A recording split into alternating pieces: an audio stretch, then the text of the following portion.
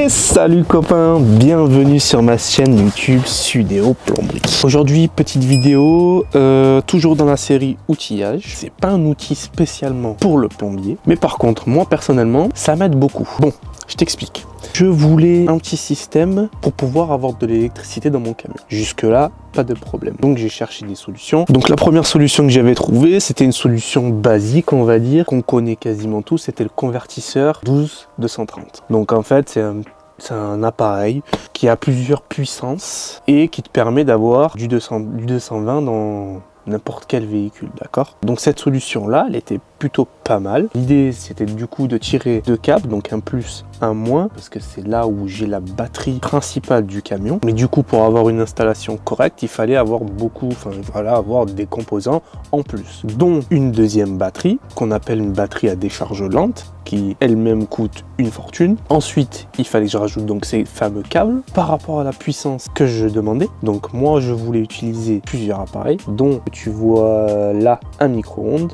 la machine à café, recharger mes batteries, etc., etc. Donc je voulais quand même pas mal de puissance, donc il fallait une section de câbles assez importante. Ça, il fallait un coupleur séparateur. En fait, le coupleur séparateur, ça te permettait de pouvoir utiliser tes appareils, donc recharger les batteries, etc., etc., sans avoir le moteur du camion qui tourne, et en même temps ne pas décharger la batterie du camion, parce que si je recharge, exemple je suis un client ou je suis quelque part et que je veux recharger ma batterie, utiliser mon micro-ondes, utiliser un appareil ou quoi que ce soit, et que tu décharges ta batterie du camion, pour repartir ça risque d'être assez compliqué. Donc en fait cette solution là, elle était assez complexe en termes d'installation, mais aussi de coût, puisque du coup un convertisseur, un bon convertisseur pour mon utilisation, pour ce que je voulais faire moi, il fallait de la puissance. Là j'ai un décapeur thermique, des fois j'utilise des décapeurs thermiques dans le camion. C'est vrai que le décapeur thermique, je crois que c'est du 1800 watts ou 2000 watts. La machine à café c'est pareil, tu vas me dire c'est des petites bêtises, mais quand tu es sur un chantier où t'as pas même d'électricité, tu veux un café, tu veux te réchauffer un plat, etc.,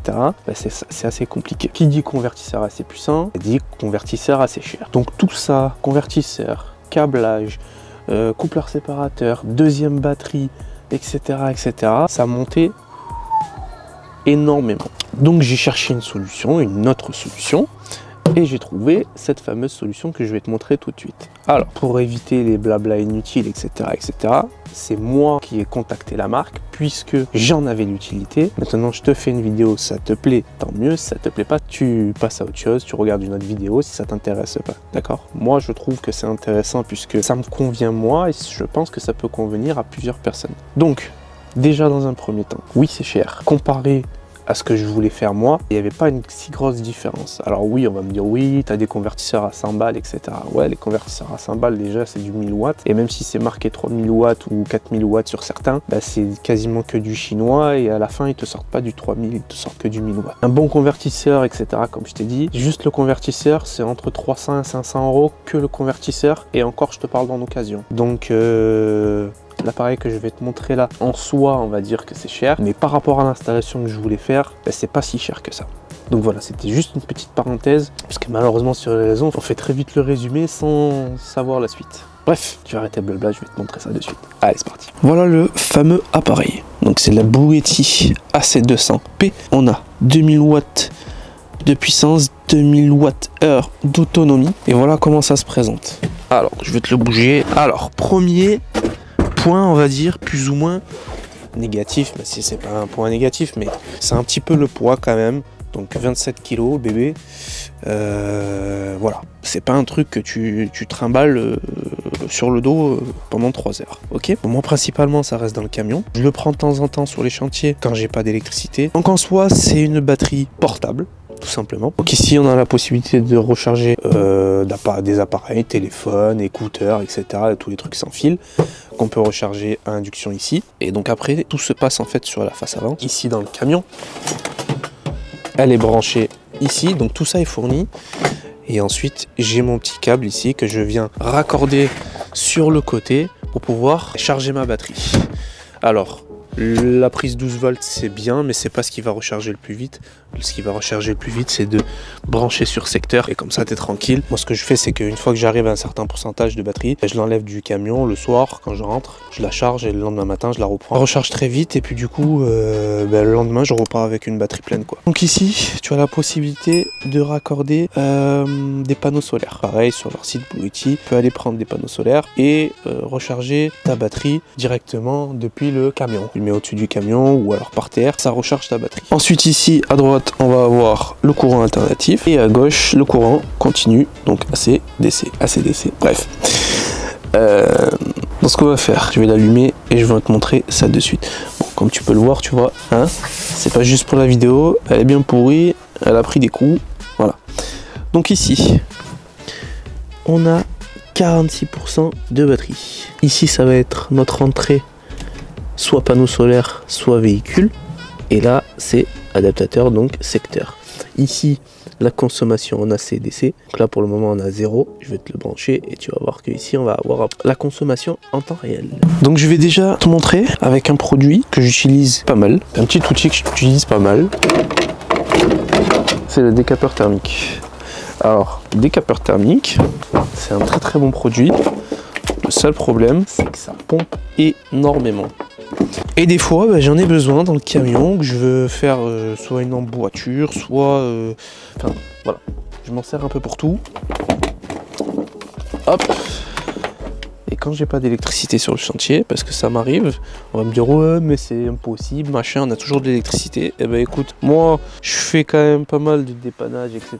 Et souvent, il n'y a personne dans le logement, ou alors il n'a pas été loué, et du coup il n'y a plus de contrat EDF, du coup je me retrouve sans électricité. Donc là ça marche pas, c'est normal. Donc il faut aller sur l'appareil et activer le courant alternatif qui est ici. Et maintenant ça fonctionne très bien. Et là on voit bien la consommation. Donc là on voit que ça consomme et que ça tire 1816 watts. Donc 1816 watts. Autant te dire que si j'avais fait ça avec un convertisseur, il m'aurait fallu au moins du 3000 ou 4000 watts parce qu'il parle en pic. Là on est en consommation 1817 watts. Première utilisation. Bon, t'as compris, mais je vais quand même te montrer. Hop. Le petit micro-ondes. Voilà. Ça tourne. Ça fonctionne. 1080 watts. Mais ça, c'est pas le plus flagrant, hein. La petite machine à café.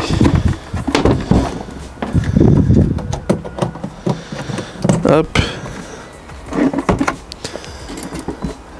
Voilà. Ça c'est génial. Regarde, là je l'ai même pas encore utilisé. 1300 watts. Donc imagine-toi ça. Je me fais un café et en même temps je veux chauffer mon plat. C'est compliqué, hein. Voilà. Donc voilà pour les utilisations que j'en fais la plupart du temps. Alors, mais surtout, tu vois, hop, je me le mets là au bout. Et ce que j'utilise le plus, c'est ça. Donc ma petite station de charge. Donc ici, j'ai un petit enrouleur. Hop. Donc ça me permet d'avoir un chargeur, deux chargeurs, trois chargeurs et charger mes batteries même quand je roule pas. Voilà.